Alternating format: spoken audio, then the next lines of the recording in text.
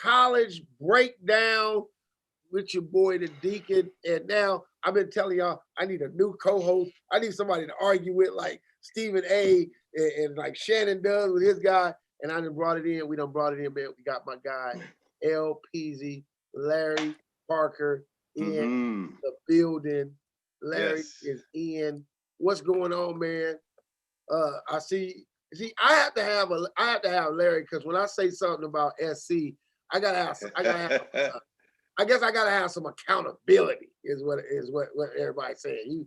You just can't say nothing about SC and don't you know and don't and don't have somebody that's gonna stand for SC. So everybody, welcome Mr. LP Larry Parker. What's going on, man?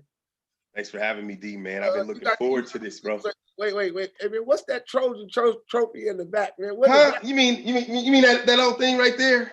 That's just, letting them know, who it is, who I am, What's that? That's your MB. What's that trophy with the trophy? Man, I think it just says senior. I thought it said captain on it, but the helmet, look, the helmet says captain. You know what I'm saying? Captain.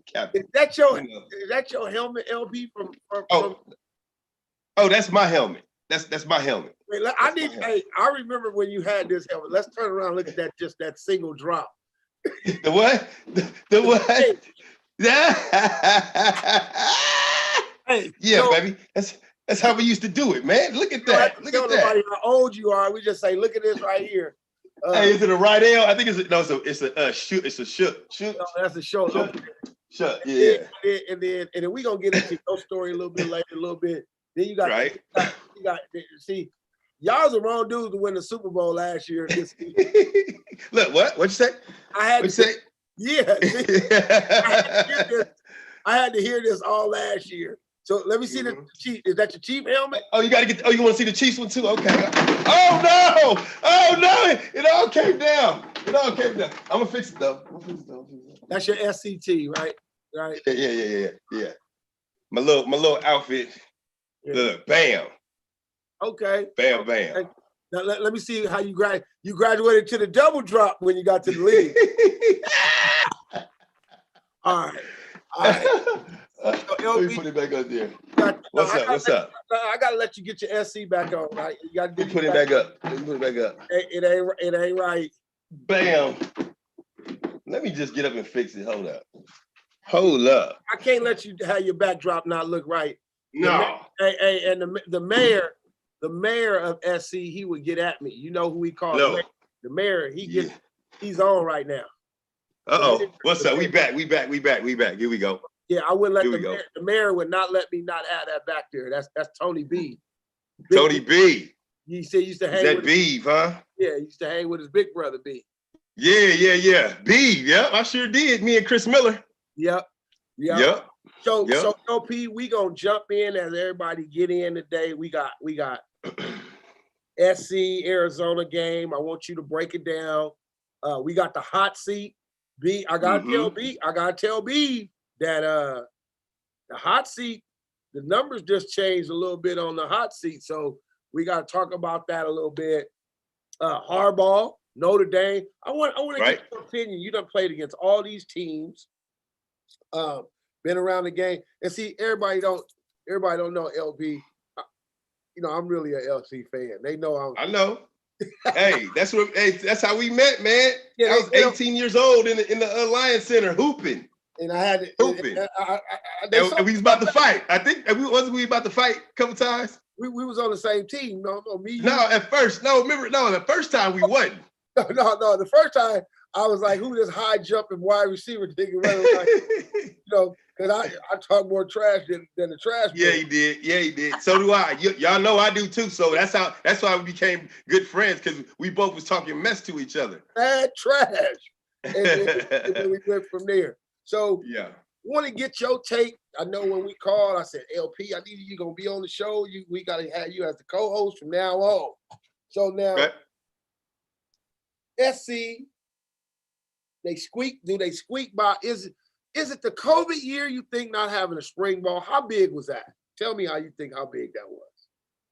Obviously the pandemic has impacted all of us in there's ways that we can never imagine. So them not having a spring practice or spring season, man, was crucial to some of those young guys' development. Football is one of those weird sports to where unless you're doing it, like if when you're doing it, you grow with the speed of the game. But when you stop, the game is different. Like, you know what I'm saying? And you miss something when you don't get those full speed practices. And you know, with the whole concussion deal, they're missing some things by not being able to go and hit in practice. So yes, it was a big hit to the players' development by not having spring ball. So do you think so? I've been reading the blogs. I got some stuff from the blogs I want to talk to you about today. People down on the offense, you being a wide receiver, and we're gonna get back into that a little bit, but you being a wide receiver and watching the game, the air raid, you know, you got traditional SC people over there like, come on, man, let's go play action, student body right, student body left, you know, pro style. But now in this air raid, you got all these different guys. Do you see the spring and COVID being that, or is that just not SC's thing? Because I'll tell you what a coach told me this morning. I asked him, and he said, well, tell me what you think, and I'm gonna tell you what he was telling me. I think it's mostly to do with COVID, in my personal opinion. I think they got some dudes on the edges that can play, and the quarterback obviously has shown that he can get it done. I think just some of the timing is off because we just weren't able to get it done with live guys, you know, on the other side. And I mean, my honest opinion is that our offensive line is really is young, and they just need a lot more development. And the timing, the quarterback's just not having the time that I think he should have in that style of offense. But even outside of that, they just haven't had enough days to get it done. I mean, it's not like they could have, like, you know, back in the day, even when spring ball was going on, we would still be throwing, you know, routes on air, and shoot, we would go to West LA and go, you know, do one-on-ones against dudes from West LA. We were always doing something. In today's environment, they can't do that without somebody seeing it and somebody telling on them that they were, you know, going outside of the COVID mandate. I was going over there messing with Chad and them and getting it in, going one-on-one. What? We was in West LA, man, every day. We was over there getting it in. Matter of fact, I had my first injury because I was at West LA on that sorry field, and my knee I hit a patch of grass, and my knee went, and I had my first surgery was because I was at West LA, and the next day I had surgery. Wow. Yep. Wow. Yep. So that's why they can't go. The Larry Parker rule. I guess. I don't know, but we used to go up there and we used to get it in. Yeah. We used to get it in. So yep. what was said to me was what was crazy, what was said to me was that the air raid only really works when you really have a stretch the field guy. And Amon-Ra is a great number 2 guy. That is true. True. You missed the Pittman stretch the field guy, and right now Tyler Vaughns is not that guy. Brew isn't that guy. I think Tyler Vaughns has the potential to be that guy. I think he's just inconsistent with catching the ball. Well, when I can't send you deep, if you and so if I don't respect you that way, right?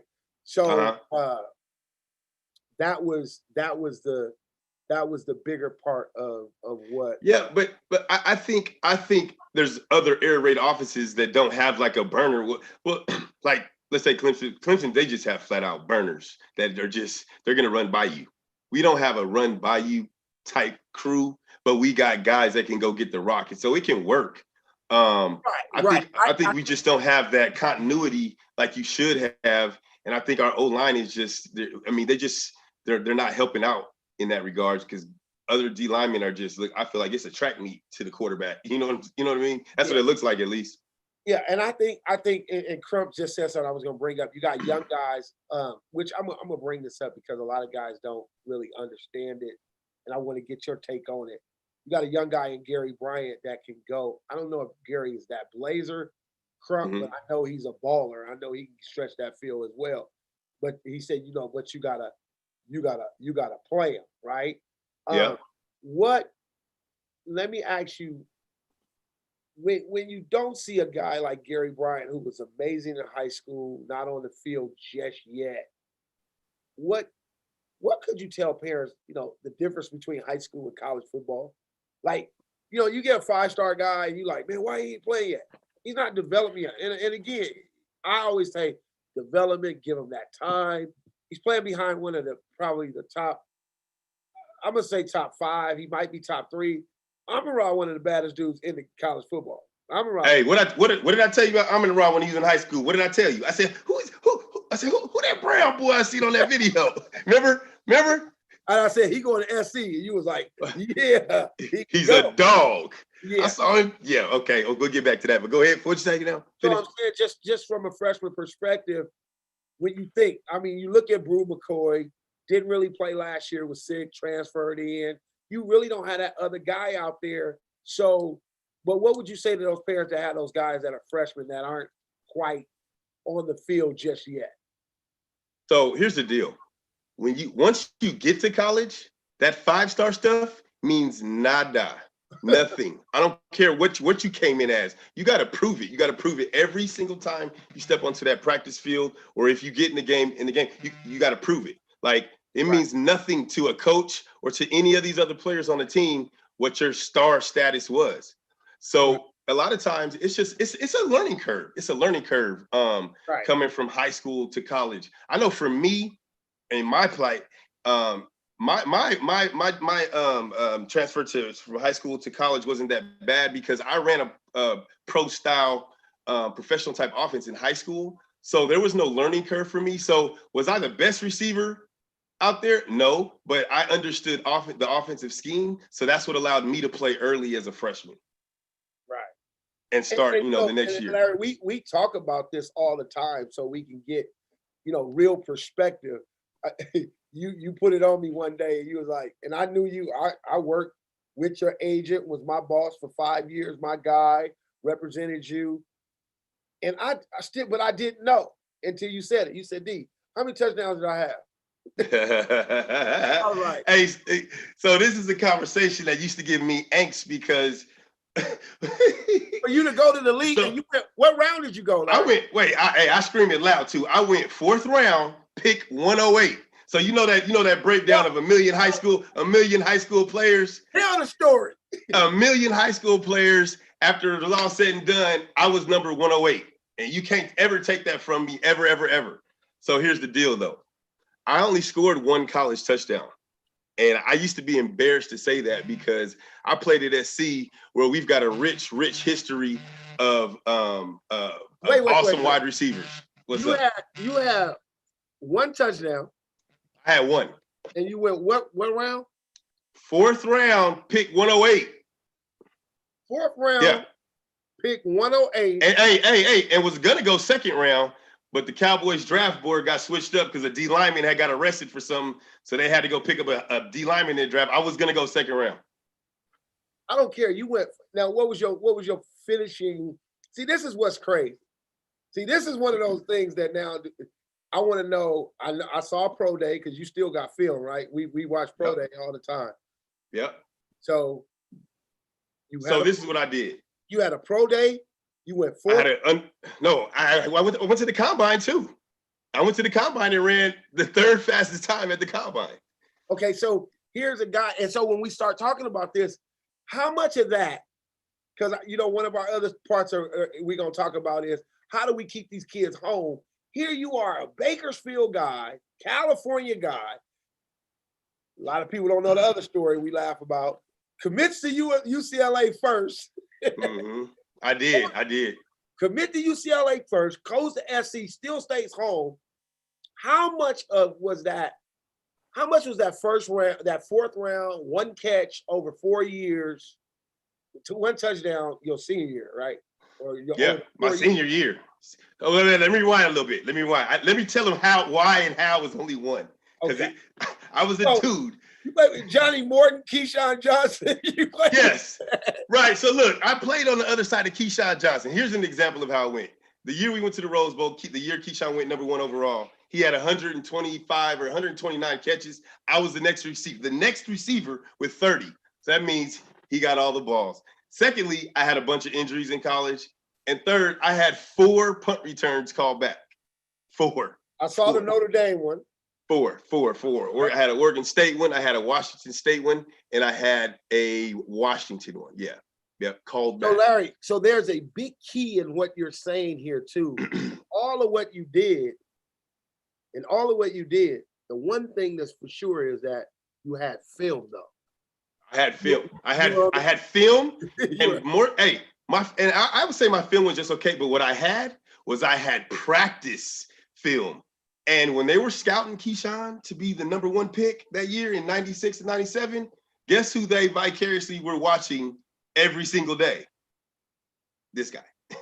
And so the coaches were like, we know you can play. You don't have the numbers, but we watched you every day in practice.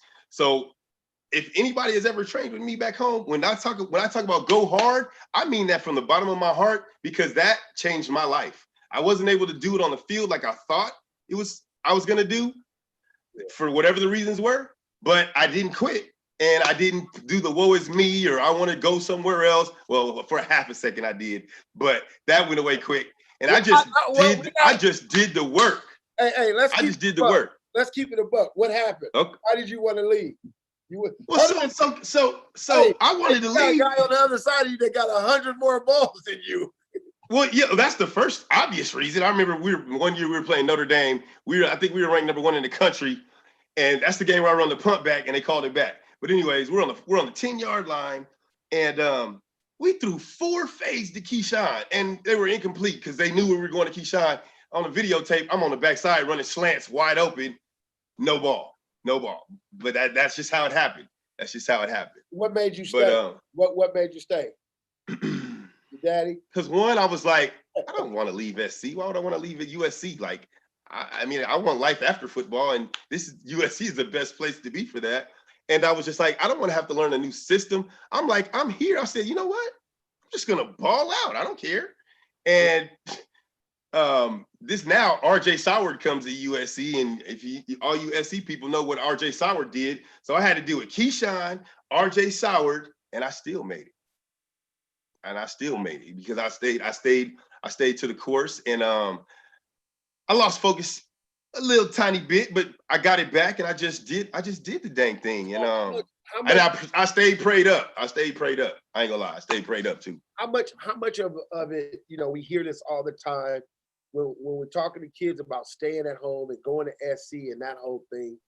How much of it was it for you to say, this is SC? You know what I mean?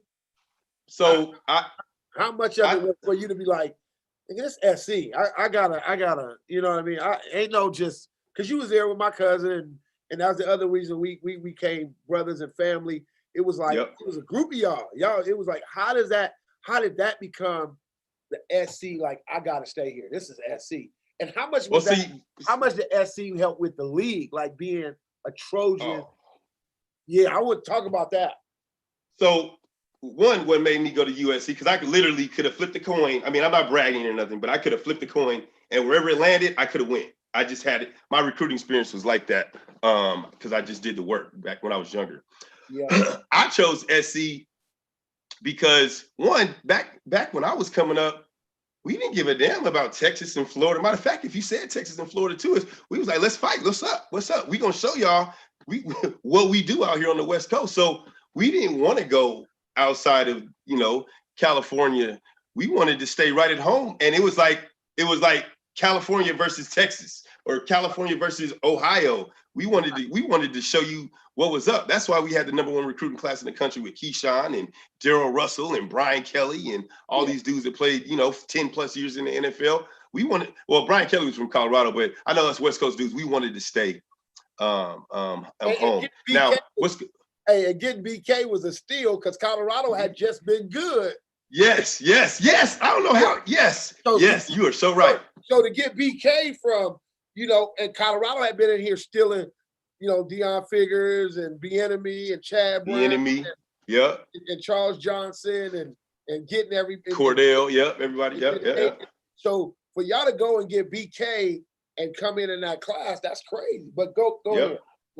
And so I wanted to stay home and be like, this is West Coast all day. Let's go. And then what sold me Well, I committed, like I said, I committed to UCLA first, but that's because I just was in Bel Air. You know, I felt like I was gonna be bougie for a minute. But then I was gonna be bougie, but then I was like, you know what? Then I took my trip to USC, and I just fell in love, man. I walked down those hallowed halls and saw those All-Americans, and I seen my boy Jason Oliver's picture here and there, and I said, oh no, I got to be part of this. I have to be part of this. And this is another funny one. Me and my dad one day were taking a trip to USC. I swear to God, true story. We pull up on campus, and there's a girl, a college chick driving a Ferrari. I promise you, you ask my daddy, he'll tell you this story. And me and him looked over at her, and she looked at me, and she waved. And I said, oh, Dad, it's over. I'm here. And my dad will tell you that story too. She was in a Ferrari. I am not kidding you. She was in a Ferrari. It wasn't Coach Robinson and man, it was, I'm just being honest. It was Coach, no, that was a side note story, but that was the truth. I'm being serious. And then Coach Robinson, he was an NFL guy. You know, I'm like, I can't go wrong here. I can't go wrong here. But I'm gonna be honest with you. What's gonna get these kids to stay home now is if the West Coast starts winning again. We're not winning. I mean, USC is winning, but not winning like we should. UCLA is, well, we know what they're doing, and we're not winning like consistently enough. We're just not. But you said something. You guys had a different pride, and we got some SC dads on here listening, and people, you know, listening to you, and you kicking the knowledge, you kicking some truth. Here's the thing. You said something. You guys wanted to represent the West Coast for real. And the way you guys were going to do that, it was going to be at Southern Cal. Oh yeah. Right? So. Oh yeah. We know you went there with Keyshawn. I mean, hey, the wide receiver coach. He my boy. You introduced him to me, Kerry Covert. He's my guy. He's your guy, right? Mm-hmm. You had the best out of every city. You had those guys, right? You had right. Kerry's he the best out of Oxnard, that area, right? And hey, Kerry's from Bakersfield, bro. I know he's from Bakersfield. No, I'm playing. Go ahead. But at the end of the day, he was the best of the best in this area, and he was like, "This is what it's gonna be," right? Yes, sir. And the best of the best wanted to stay together, and that's what it was. So what I think now is not only the winning, it's that attitude though. Before you win, it's like I gotta have this attitude. Like you brought up the States. I think it started with you. That last game, you remember the California versus Texas, and it was really like y'all hollering about y'all got the best players. Okay, we'll go to Texas. We gonna go to SC and we'll meet each other again. Yep. And I don't know if that attitude is different. I also will say SC recruiting in the city and everywhere. SC was just everywhere. It was everywhere. Who else was on your teams? Name some of those guys. From freshman to, come on, man. Was from California? Yeah, California guys. And where and then if you could think about where they were from. Daryl Russell from San Diego. Baddest dude ever. Baddest dude ever. Who do we have? Sean Wall. Sean was from Texas. They went and stole Sean. Yeah, they stole Sean. Sean was from Texas. We had, you remember Mario Bradley? Yes, sir. Mario Bradley, freaking nature. That boy's a freak. Freak. You know, I call him the real number 2. That's my homie. Yeah. Chris Miller, the real number Chris 2. Miller. Briscoe, that's my brother, man. Me and Chris were roommates, man. Our relationship started off cold too, because they brought him in to take my job, and we ended up we split time. We split time, and we became brothers. Where's Sammy Knight from? Where's Sammy from? Sammy Knight's from Rubidoux. Okay. Rubidoux out there in the 909. Chris Claiborne, the Buckets Award winner. Billy Miller, Dalen McCutcheon. Hey. We had dudes. We had dudes, and we came to SC because we wanted to be the next Trojan, you know what. And but we had to earn it, man. These kids nowadays, they don't gotta earn it. They get anointed when they're in high school. So why would they come to college and work? The world has already told them they're superstars, but they haven't proved it yet. You know what I mean? So the way we get them, we gotta win first. But then do we get bougie when we win and start looking outside our guys like, oh, I got to go down here, I got to go down there? So it's weird. I think you need a mix of both. So I'm gonna be honest with you on how I view it. I think our skilled players on the West Coast can be head and shoulders above. I think sometimes our guys in the trenches, they want to be the superstars like the receivers and the skill players are. They don't want to be the tough guys. I think in the South, the big dudes want to be big tough guys and just beat people up. And I think that's where we really hurting is in our trenches. Not that the guys aren't talented. I just don't think they have the mentality of I got to be a big nasty. Yeah. They want to be a big pretty boy like the dudes on the edges that, that's Right. getting all the attention. They want to be the pretty boys instead of being the big nasties that we need them to be. They don't know Michael. I think that's our problem. They didn't know What? Michael Strahan became Michael Strahan because he was nasty first. Oh man, Michael talks all proper now, but he didn't. Mike used to knock your head off. Right. For real. And help you up and say, how you doing? But he was a big nasty. Right. Our guys, in my opinion, and that could be a shallow assessment of that, but I just don't think we're nowhere close to even coming close to these dudes from the South in the trenches. Period. They just are just mean mugging people, and we're not so much right now. Wow. And that's the whole West Coast. That's not USC. That's the whole West Coast, in my opinion. Okay. So you played against some great, and I gave you this question to look at last night. You played against some great Notre Dame teams. Yep. Is this Notre Dame team a good one, or is this a COVID year and you really can't tell?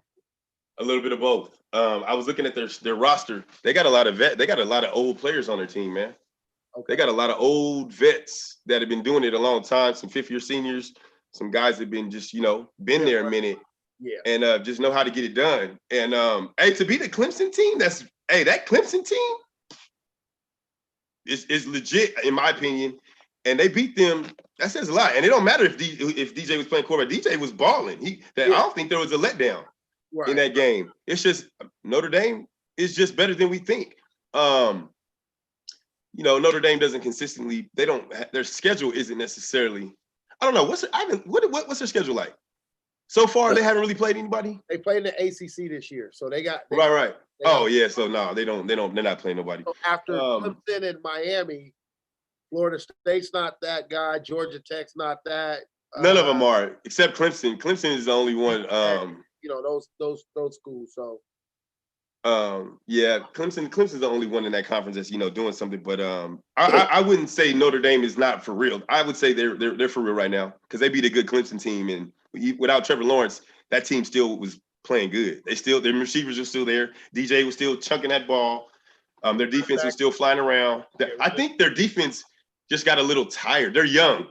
Clemson's defense is young, so they got a little bit tired in that game because they had to play for all 4 quarters. And Notre Dame had some wily vets that just kept pushing, and they won. Yeah. Okay. In my opinion. So we talked about that. You talked about keeping the kids home. Is that the only thing you think that needs to happen to keep the kids home? If we win, kids will stay home, but we're just not winning. There's kids want to be where it's, with this social media age, they want to be where it's the end spot. You know what I mean? The end spot has been. How is SC not the end spot? How is it not? Honestly, I'm gonna tell you why. Because SC gets all the hype, but I don't want to say we don't live up. No, we don't. We haven't been living up to it. They're giving us, they're pumping us up, and then we just go, and we don't do nothing. So with that, and these kids, I think they want to be a part of the SC deal, but every time. I don't want to say every time because we get on the national stage and we probably do better than most of the other teams in the pack, but we'll lose to UCLA or you lose to like somebody a Utah that we should be beating, smashing up. We'll lose to them, and it goes from SC's back to nothing. You know what I mean? Okay. So I'm gonna share the screen real quick because on the coach's hot seat. This is where I got to ask you, like, how is this still? I'm trying to I'm having a hard time with how is this happening? You know what I mean? Like, How is this, LP? Can you see this? Oh, I've seen this today. Hey, you know the one that shocked me the most is David Shaw. Well, and I mean, he's 0-2 right now, right? Right? It happens.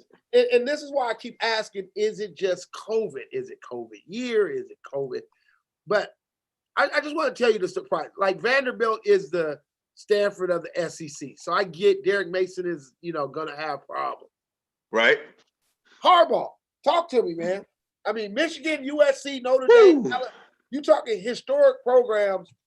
Harbaugh has lost to Indiana, Wisconsin, Michigan State, and has not played Ohio State yet.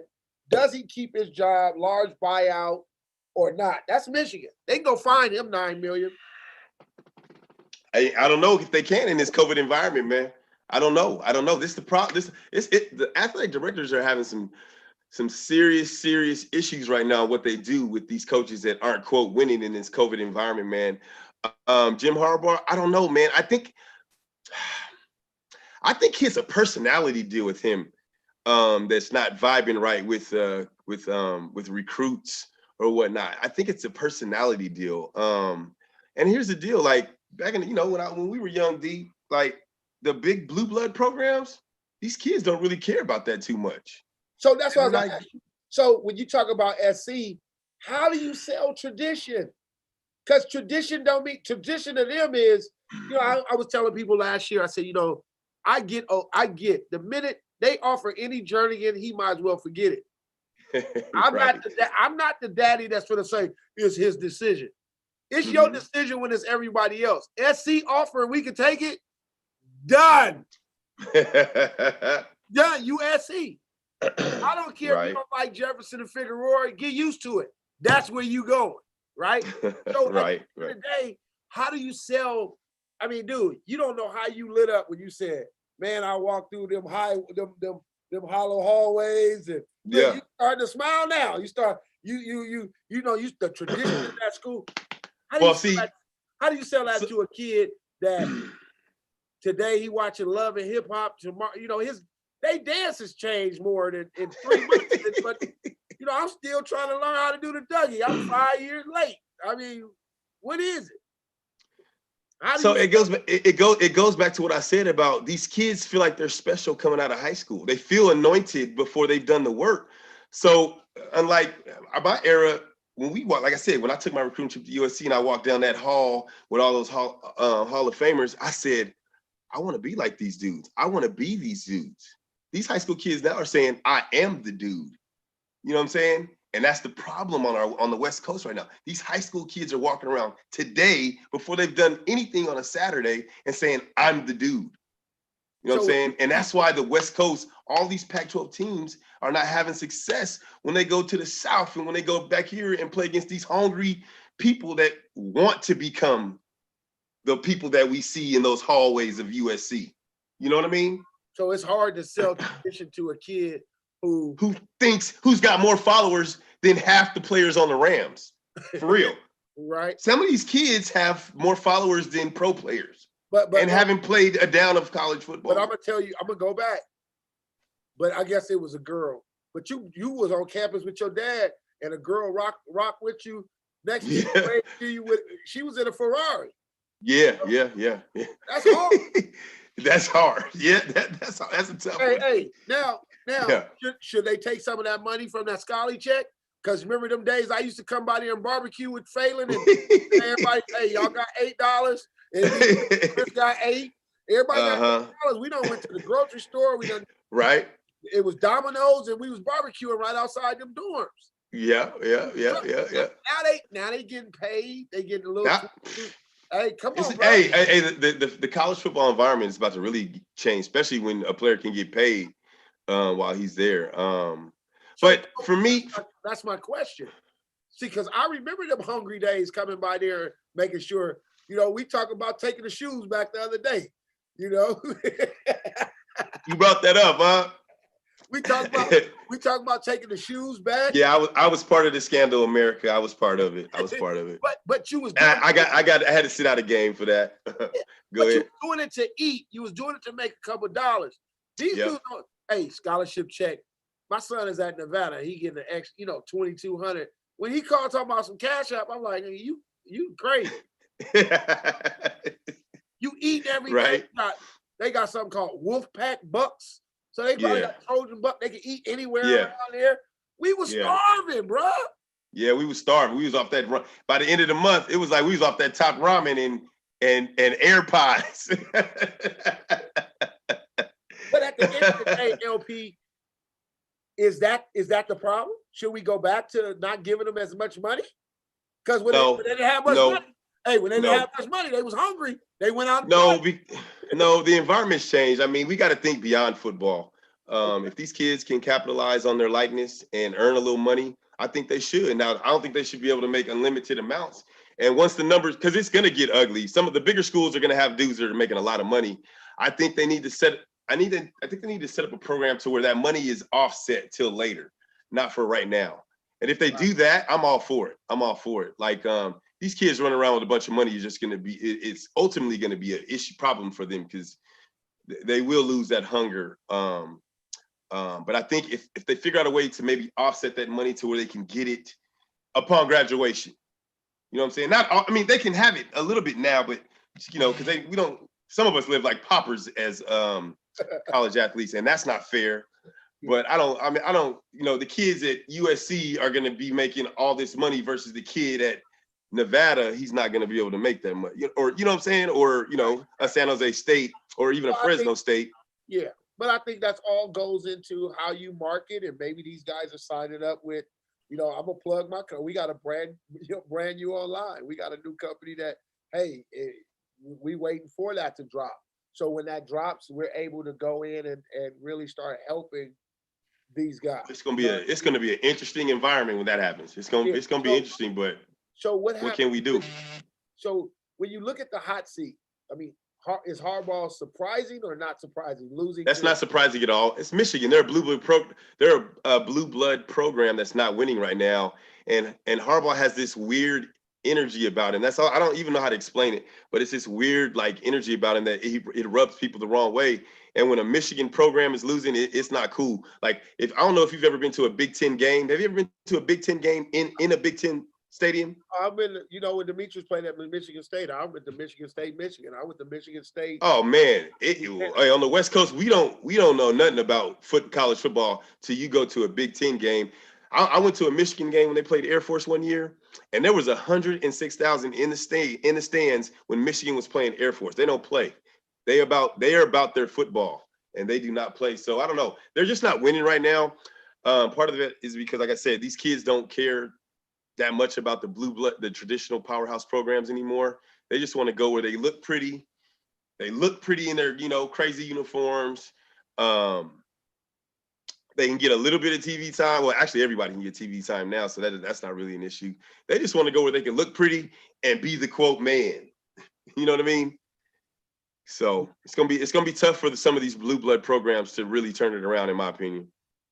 So when you look at a guy like Kevin Sumlin, is he killing? Is his thing California, or I've heard him with recruiting, he's not a big California guy. He's a Texas guy. You come from the era of Desert Swarm, where Arizona was still stealing guys out of LA, out of California. Desert Swarm hasn't been around for a long time, bro. Yeah, but it's gonna be tough. It's gonna be tough for Kevin to have success in Arizona because Arizona isn't a marquee program, and really these young kids don't really care who Kevin Sumlin is. I'm just being honest. I mean, they might. It's a nice selling pitch to say he was at a couple different, Texas A&M and all that type of stuff. That's where he came from, right? He was at Texas, he was at Houston and Texas A&M. Then he went. Right. Some of these young cats, that doesn't mean nothing to them. So it's gonna be. But when I say that, I mean when you talk about the Chuck Levy years, the Ville years, the guys that, Arizona came in and was ranked, and they did really well. Those guys did 92, 93. Those were great team. Trung candidate. They had guys. They've always had good mix of LA guys mixed with maybe some Arizona guys and some outskirt guys. And he comes in and he wants to recruit Texas guys to Arizona, and that's a tough sell. meat on the table. And now you got ASU down the street with the other With part of LA. right, right. So, you know, what do you do with that? You know, It's a tough one, and I don't know if I have a solid, a good answer for that. All I just know is that Arizona's just not that program anymore, and it's going to take, just like any other program, it's going to take a dynamic coach with some serious tenure and some serious history of winning to come to a program like Arizona, and have success. what about when you look at a guy like, I mean, Les Miles? Again, it's kind of the same thing. You know, nobody cares that you won at LSU. You're at Right. You're at Kansas. You know, I think Les Miles is just disconnected from the youth of. He's just an older coach. He had some success at LSU, but these young kids still don't know who Les Miles is. And then when I look at We know who Les Miles is. These young kids don't, and the parents do, but these kids don't care. Like, these parents can tell you more about these coaches than probably. I mean, the parents can tell us more about these coaches. These kids don't care about nothing. So when you look, and I like Jeremy Pruitt, it's just SEC. I look at the SEC. You don't win in the SEC, you just getting out of there. Ain't no too much money down in the South, and them guys want to win. When you see Clay Helton still in the top 6, let's talk about this. On the hot That's simply USC fans are just arrogant and just they're pissed off, which, and rightly so. We need to be doing better, but that's just SC fans. That's SC fans hype. The dude if you look at his overall record, it's not bad. Helton's record isn't bad. We lost a couple of games we shouldn't have, but it's not horrific like SC fans make it. But when you look at this, I go, okay, so when I got on the phone with you, I talked to Lamont Simmons, my guy, who, you know, he's my guy on the street, and I look at it, I go, but when you look at it, he goes, DeJon, we should be 0-2. I said, why? He's like, we really should have lost to ASU, tip ball. We should have lost, and then he says, did you see? Should have don't matter. Should have don't matter when that W and L column. Them is 2 dubs. Them is 2 hard-earned dubs. And I think that's going to serve them later in the season when they're playing in that conference championship game. That's going to serve. They've showed that they can go get it done. So that means if I'm down with 50 seconds left, it don't matter. If we got a chance to score, we've proven we can do it. We're going to go get it done. Yeah. And so should and if, you know, 2 of the biggest words in the world, right? If is a big 2 letters. Yeah. If Chris Rowland doesn't let the ball go through his hands and Amon-Ra doesn't catches it, they don't win the game, right? And so I think that's football. But is Clay there because there's so much pressure with SC? Because I just thought he would at least move down. He was number 9 last week.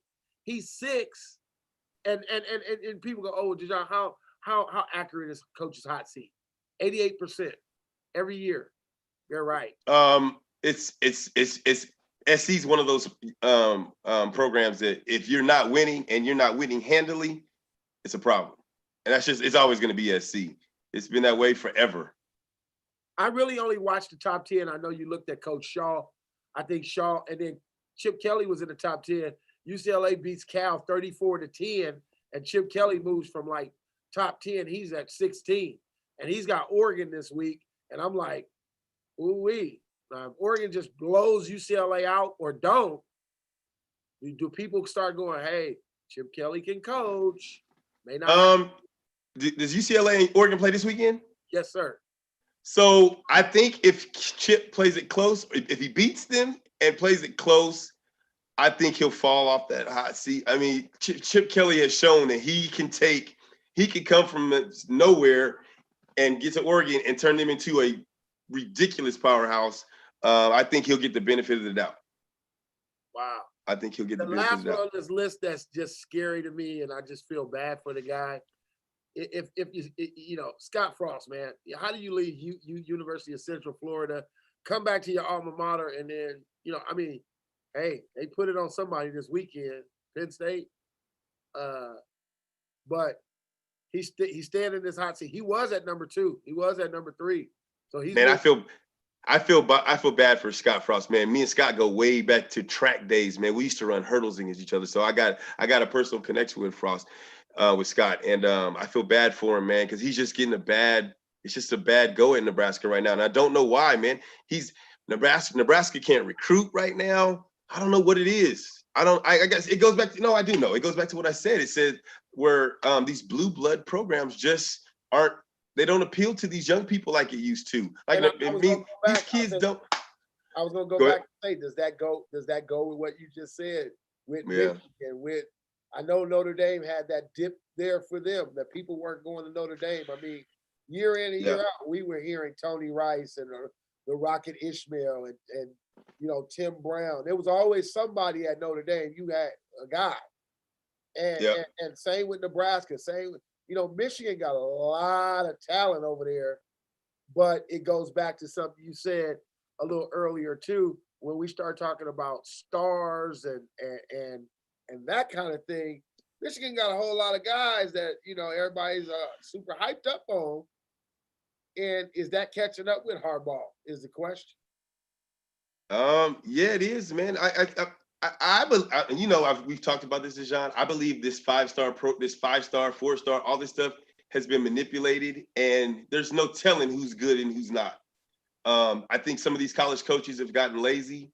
They don't go out and look for those diamonds in the rough anymore. They rely on these recruiting services, not recruiting service, the ranking services to do their work for them. And on the West Coast, we're just dropping the ball, man. Just my opinion. I don't know. Maybe I'm out. Maybe I haven't been close enough to it to really understand. But from an ex-football player looking at this whole process, I feel like it's being manipulated, and a 5-star guy isn't a 5-star guy nowadays. What do they call us? We didn't have stars. We was blue chip. We was what? Blue chips. We were blue chip players, or you either were a blue chip player or you weren't, right? There was no in between, right? Yeah. That was it. You blue chip. Yeah. Parade All-American. You go back to your years when we had a Shrine game. Yeah. You had to come play. You had to come show it, right? Man, everybody came together. There wasn't no all-star games like the Shrine game. Dudes came to Shrine game. What? The Shrine game was like, I'm from Bakersfield. I'm about to show all y'all in LA what the deal is. And we had 3 of them from my high school team come, and we all started. Yeah. And we about to show y'all what these country boys from Bakersfield is about. Right, but it was but y'all had that kind of pride. Then you all went to the same college. So you on there with Billy Mack and all that. Now y'all get to SC. Oh, now we brothers. Now let's go show Texas. We the baddest on the planet. And that's what they're missing. And I think with COVID, a lot of the work that I do, it's what you just said. It's going to be scary because they're relying on guys like myself, those services, to be the eyes and ears. I'm in Bakersfield. You know what I do. I didn't say the recruiting service, the ranking. No. The ranking. But they're all bunched together now. I can't hide that, right? Right. Okay. So when I'm going to those services, 24/7 Rivals and whoever else, National Preps, saying this is a guy, it's like you said, they're relying on them, but it all comes back down to, does he go to Mater Dei? Does he go to this school? Yeah. Does he go to that school? So they give him the benefit of the doubt. Go to that school, it becomes a lot of the times it's whatever. He doesn't get written about because they feel like he's not playing that competition. When a good coach can go, I don't give a dang what competition you said he can play, he can play. Today is that league he in is weak. So he's not gonna get the stars, or he's not gonna get the credit that this other guy is gonna get. Go back. You were here, you trained him, you told us, we didn't want to hear it. Cam ain't a quarterback, he a safety. He could go, he could go. How many people not want to listen that Cam could go? And when it all came down, what Cam have? 2 minutes and 4 seconds of film at safety, ends up, instead of quarterback, 20, 24 or something, offers one of the best safeties coming out of his class in California, right? But he wasn't. Hey. Well, I told y'all when he was a freshman, that boy is not a quarterback. He's a safety. Y'all better, let him get his work. And then, but if we go down south, and he would have been playing, it's what the parents get caught in now that's really tough. right now, right? And that is we don't graduate. I've been telling parents, graduate from youth football to high school. Right. When you graduate to high school, understand, stop. But everybody wants to post. We all want to post our son's 40 time and he got this offer and we got that. And it goes back to that. And a lot of that's hurting it. And the kid thinks Hmm. there's somebody. And I'm Datequan Senior. Yeah. I'm gonna tell you, we also peak out when we hold a kid back forever, and then he get Mhm. there, and now his best years was the 2 years Behind in him. high school, and now somebody else that didn't get that wants that is hungry for it. It becomes a battle. I think that Yeah. becomes the battle. So I think a lot of these parents and a lot of these high school players just need to get realistic about their ability. it's Not hard. everybody's meant. Not everybody's meant to go to USC. Not everybody's meant to go to Clemson and play as a freshman. Not everybody's meant to be that. And once you accept it, it makes it a lot easier. There's a Are, lot of other. are you the guy? Are you the poster child, or do you know somebody else at SC that when you were there, nobody knew about it. He just worked. Is that you, or do you know another guy like you? Who else? Who's that other guy, LP? That Sammy Knight. huh? Sammy Knight. Sammy Knight just worked. 5'9". How tall was Sammy? What he ran a four. Sammy probably ran a 4.7, 4.8. Played Sammy played how many years? 14 years in the NFL in New Orleans Saints Hall of Fame. 7th round pick. Almost didn't get drafted. I could never beat 14 years. never beat that dude no dominoes either, boy. I'm telling you, he's something else. Sammy's the coolest dude on the planet, man. So Sam played 14 years, 14. 4.75, just hard hat dude, came to work every day. Smart, captain on the defense, just played. But never got frustrated and said, screw this, screw that. Just kept working, man. Just Billy Miller's another one. Billy Miller, me and Billy Miller are the same. We didn't have big numbers. Billy got 11 years in the league. Is in the Hall of Fame for catching David Carr's first touchdown with the Texans. Just hard nosed working dudes. Yep. Wow. Shard Cook, you can Cookie. I can keep going. Stars. No, all these stars coming out of high school, were they the best of the best where they were from? Yeah, he was the best. Yeah, they were. Yeah, everybody was the best where they were from, but that don't mean nothing. I mean, you got to come. You got to come. When you came to SC, it was like it didn't mean nothing anymore, huh? Don't mean nothing. Nothing. What was So Sammy? we was different. We was cut different, D. We was cut different, man. We just. Because we didn't have that. We didn't come in as celebrities. We just came in as dudes that I want to be a star. I want to be a star. So what's up? Who's the star? I'm going with you. Oh, Keyshawn, you the best? Okay, I'm about to show y'all. I can play. Let's go. We didn't care. I didn't care who Keyshawn was. Who was Keyshawn? Hey, and the UCLA coach every day too, wasn't he? Yes. Look, and the UCLA coach was like, they just signed Keyshawn Johnson, the best player in the country. I'm like this. Who is Keyshawn? I don't know who is that. That's what I said. Who is that? Because I didn't, they didn't have social media. So I remember I saw Keyshawn play when they came to BC and he scored a touchdown and grabbed a hot dog. I saw that, but that didn't mean nothing to me. I was like, who is he? Let's go. So even in that didn't sway your choice to go to SC. No. And the UCLA coach thinking, oh no, well he's good. Let me just tell him that they just signed this dude. So what? And in this day, we try to pick and choose where we gonna go so our kid can get some shine because they don't, the daddies, they don't want no smoke for real. I wanted all of it. I wanted all of it. I don't care. Well, if another human being can do it, I can do it. Let's go.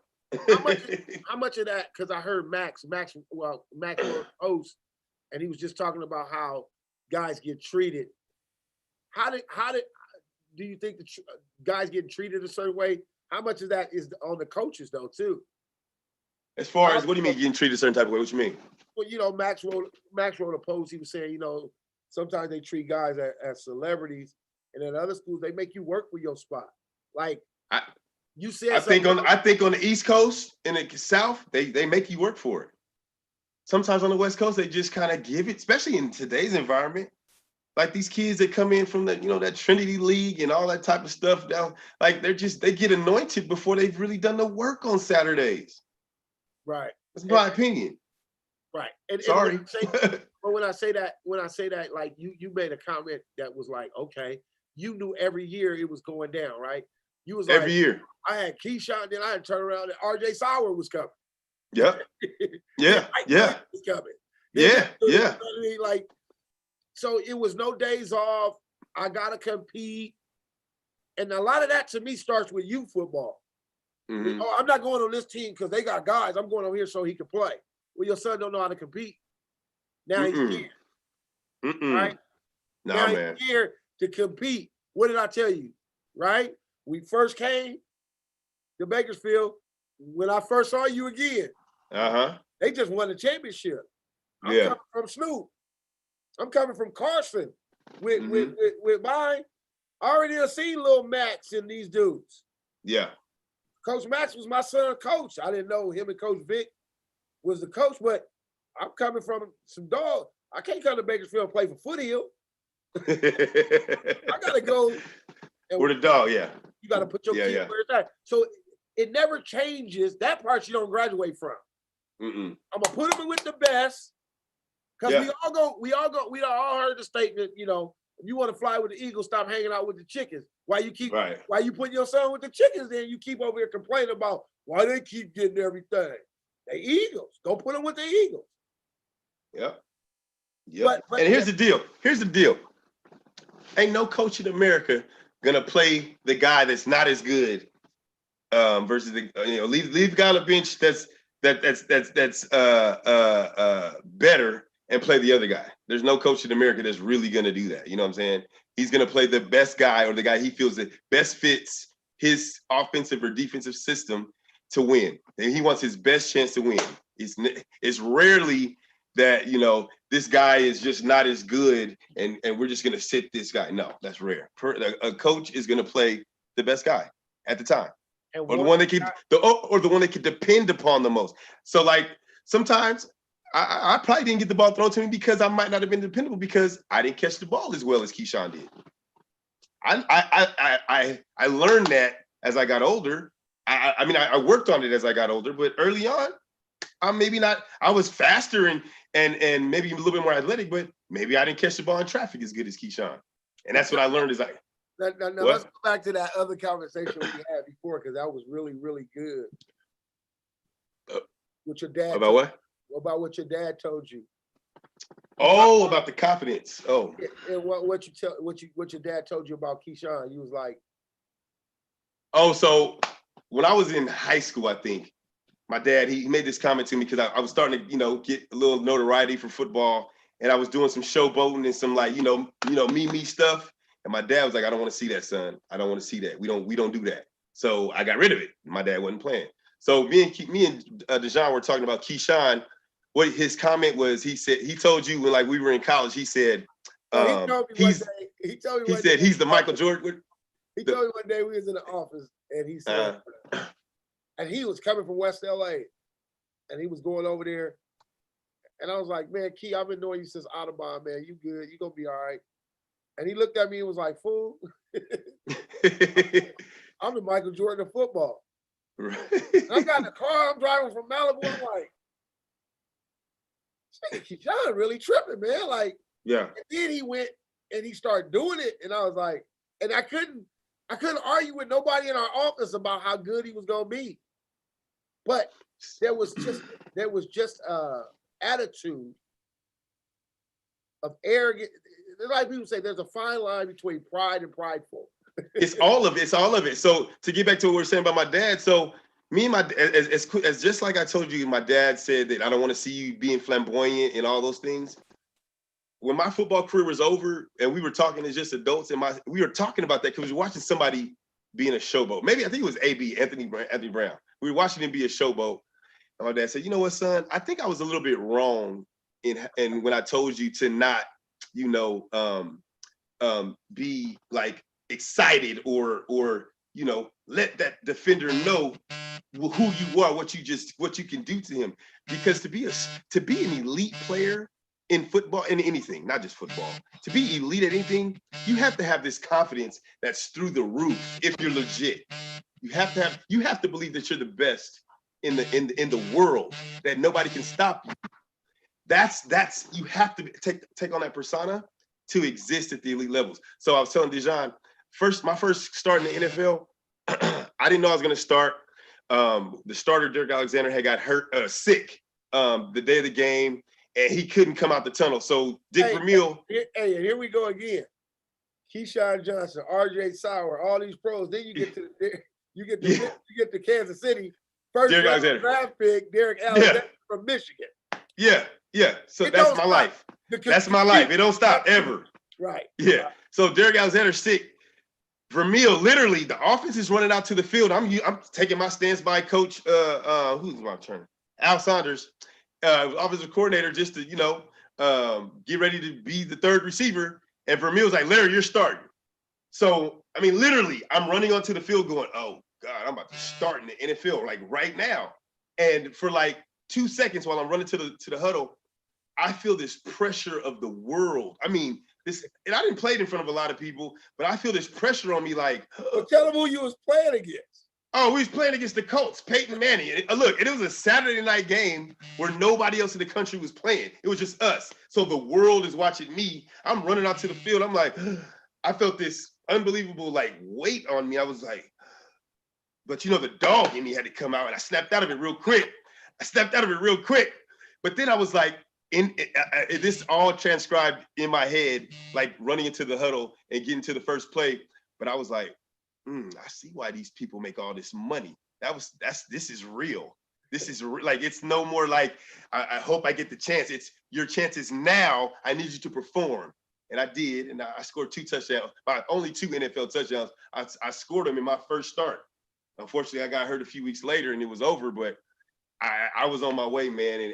And me and my dad talked about that. He was like, son, you needed that bravado, that I don't know. I'm not thinking the right word right now, but you need that energy so you can be the dog out there, because you got the pressure of the world on you, and especially when you're making that money, you gotta be a dog. How do you chat? So I'm gonna take you back so we don't sound hypocritical. How do we not, with the stars and the ranking systems that give this to these kids, how do we channel that? How do we channel that when that kid comes in and he's trying to live up to what they've given me? How do I channel that? But by the time, if you've only done it up to high school, you really haven't done the work. You've done the work, but you do little boy stuff. You got to do the work when you get there on Saturdays. You got to do the work. You got to do the work when you're going against, like in my case, I'm 18 years old. Keyshawn was 25. When you're competing against a guy who's 25 years old, who, Keyshawn had gotten in trouble a little bit, so he had to go away for a little bit. He went to JUCO. He was, he was from the streets. Like, that's a grown man who's dealing with life stuff. You know what I'm saying? Like, you got to be able to compete against this dude. And then if you can go through them 4 or 5 years of college and show that you can compete, then when you get the chance to go to the NFL, you've done the work. You've proven to yourself that you are that dude because you did it.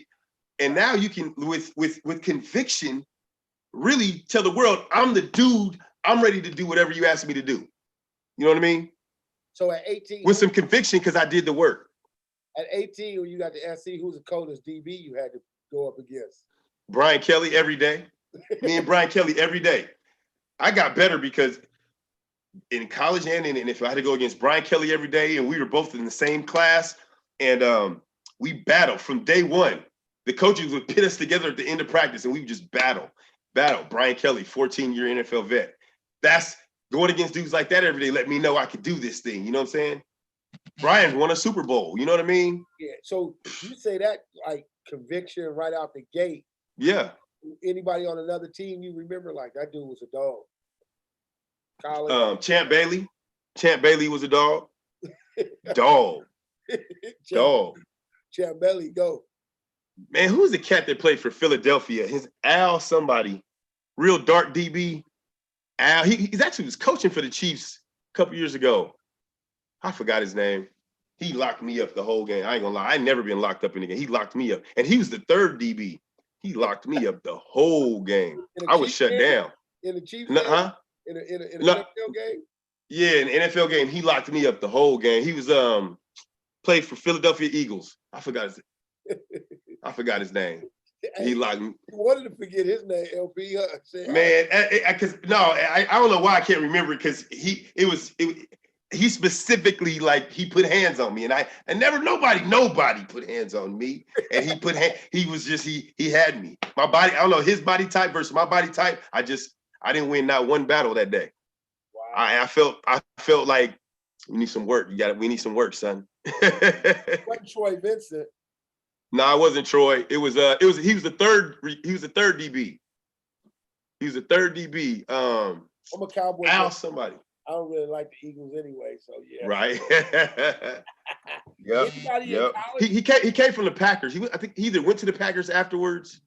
Yeah, he went to the Packers afterwards. I forgot his name. Was it anybody in college that you remember? No, not really. Not really. I mean, we had dog. Man, every single receiver I played with at SC, we went to the league. Like we all went to the league. So we were, even though we didn't have the numbers, we was dogs. Like we won battles. We won. Carl said he think Al Austin or Al Sanders. No. He had long dreads. Yeah, long dreads. Yeah. He locked me up. I ain't gonna lie, he locked me up. Because it was a big game because I had like I said, I started that game too. He locked me up, man. Nobody can say they ever locked me up like that dude locked me up. And I admit it. So LP, I got locked up. Last question. We is Al Harris. Al Harris. That's what it is. Al Harris. Okay. Locked me up. So yep. nobody say this. You know, I always tell people, it doesn't matter where you go, as long as you do what you need to do. College is about networking and doing your mouth and doing what you need to do. But, say that again, D. Say that again. It is. It's about networking and about no matter where you go, you got to open your mouth and network, right? Yep. If that's Boise State, it's somebody millionaire kid, billionaire company owner, somebody who goes to that school, right? So it doesn't matter where you go, it's about networking. But matter of fact, I would tell football players, don't hang out with football players. Hang out with the regular students and get to talk to them. Like, football players don't got nothing to offer you. Hang out with regular students, for real. So if you hang out with football players when you go to college, you're messing up. For real. So last question for you, when I talk about that with networking, how great has it been for you all these years? SC graduate has that network of SC. What has that meant for you? Because we always hear, go to SC, you're gonna be taken care of for the rest of your life. How true is it? Let me ask somebody. Hey, no lie. So while I was at USC, I didn't understand it because you just think it's just business as usual, whatever. But soon as you're done playing football and you need to do something outside of football in your life, I promise you, this was my experience, there was somebody from USC that was involved in everything I've done since I've graduated, since I've left football and USC and all that type of stuff. Every single thing that I've done. So, Dejan, you remember the summer grant program that I did? Yeah. You know where that stemmed from? Somebody that was a USC fan. And that was a very big financial blessing for me and my family, simply because I was connected to this unbelievable, program. That's why when these kids want to go, when they're from California, especially Southern California, and they want to go away to school to play football, that's only 4 or 5 years of your life. And then when it's time to come back, who are you going to call to get a job? I mean, who are you going to, this is no disrespect to anybody, but who can you call in California that's a Clemson somebody that's a power, a mover and a shaker that's going to help you get a job, or even an Oregon guy. Who you going to call? Phil Knight? Phil Knight can only do so much. You know what I'm saying? So I don't know. I kind of cringe when I hear about these kids leaving California, especially if they want to come back and live here. There's so many. Hey, my life has been touched and blessed because I went to USC, and I'm sure. I'm not saying it's the only place that is like this, but when they say USC family, it's really USC family. I mean, these people live or die USC. So if you're connected to USC in any kind of way, your life will exponentially be better after football if you use the tools. And I want to say this because I think it happened about, you've been gone too, so probably about 4 years ago. You hit me like, man, they called me and told me I can come back and finish. I can come to school like out of nowhere. Yep. Right? You Yep. like that story was amazing. Rest in peace, my homeboy Howard McCowan. Who was you there when Howard came?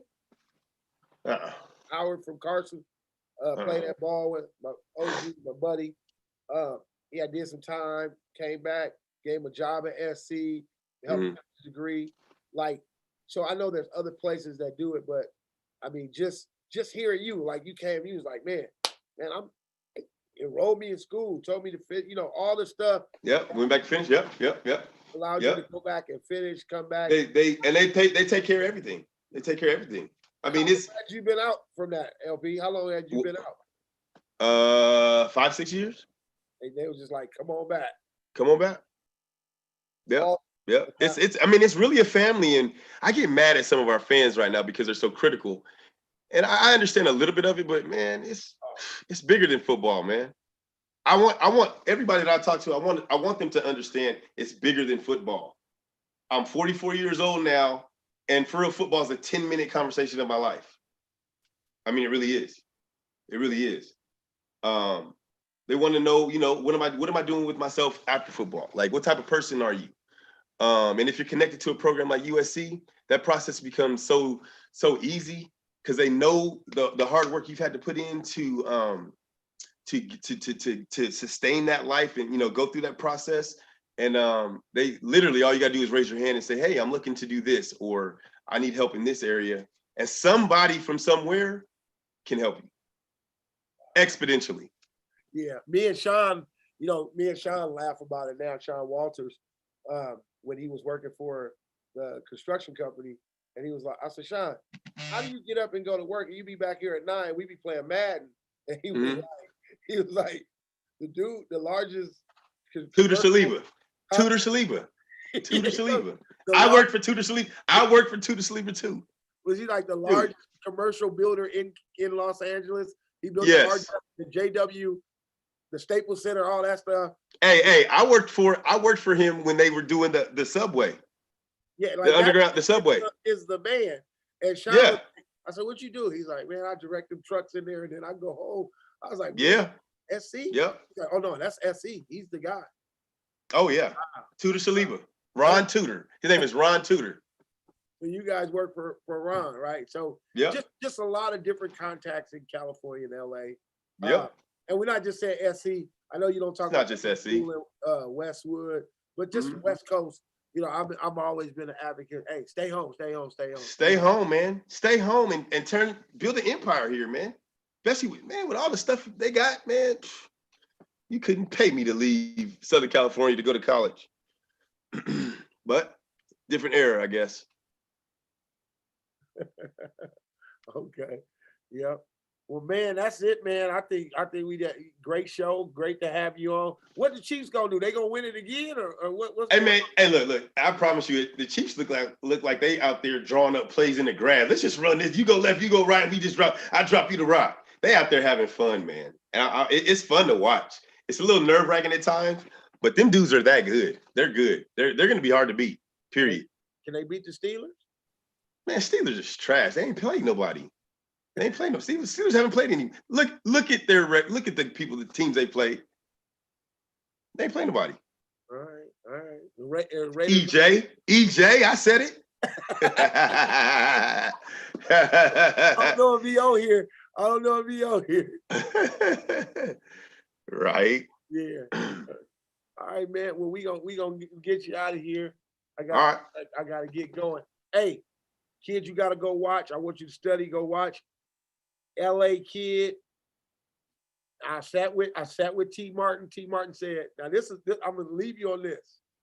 T. Martin said, I was trying to hide him from everybody. I wasn't gonna offer him because then everybody would have offered him, right? Mm-hmm. But he was like, man, this dude can go. E. Scott took him. He's leading the nation right now, 38 point something yards a catch. What? 38 something yards a catch, leading the country in yards per catch and a game, 167 a game. Romeo Dobbs, Locke or Jeff High School, LA City kid, 6'3", killing everybody. Blazer. It's effortless. He's different. He's at Nevada. Should have went where he was supposed to go because he's got taken care of him. But your homegrowns, we don't know what you said earlier. Coaches are not going and looking. How did he slip through the cracks? Did he not have grades? He didn't go to the Trinity League school. Oh, okay. If we were in Bakersfield, he went to Highland, Foothill. Okay. Yeah. But all of that, he got the measurables, this. He played quarterback in the wing team. He's been a receiver at Nevada since day one. Is he a true freshman? Is he a freshman? He's a junior. Oh, junior, okay. The baddest dude running around right now, man. He lead the country. Lead the country. Lead the country. Okay. I have to check him out. I'm gonna watch him. Romeo Dobbs. Okay. Don't say nothing. Don't talk nothing. Hey. Just get it done, huh? Hey. I seen a dude last week. I've never seen a DB in prevent in the first quarter because he knew what was cracking. Damn. Dang. 3 tugs a game. Okay. T. Martin said, I was going to get him, but I didn't want nobody to see him. Well, guess what? Dumb. Dumb. Come on, T. Martin. Hey. Wow. I'm going to go without saying E. Scott Mike got the best receiving core all the way around. With that dude, got another kid, Elijah Cook, 6'4", another kid, Justin Lockhart, another kid, Melchior Stovall. I mean, it's deep. He just deep. He might be top 5 in the country at Lilo. He went to Jeff. He at Lilo, Nevada right now. They throwing up. I mean, it's fun to watch. You talking about fun to watch? Yeah. I mean, okay. I'm gonna check him out. Check him out, man. I'm gonna check him out. Hey, man, tell the fam I said hello. I will do. Hey, thanks for having me, D, and I look forward to doing this again, man. Let's make this a regular thing, bro. All right, man. I got you. Okay. All right now. All right, go.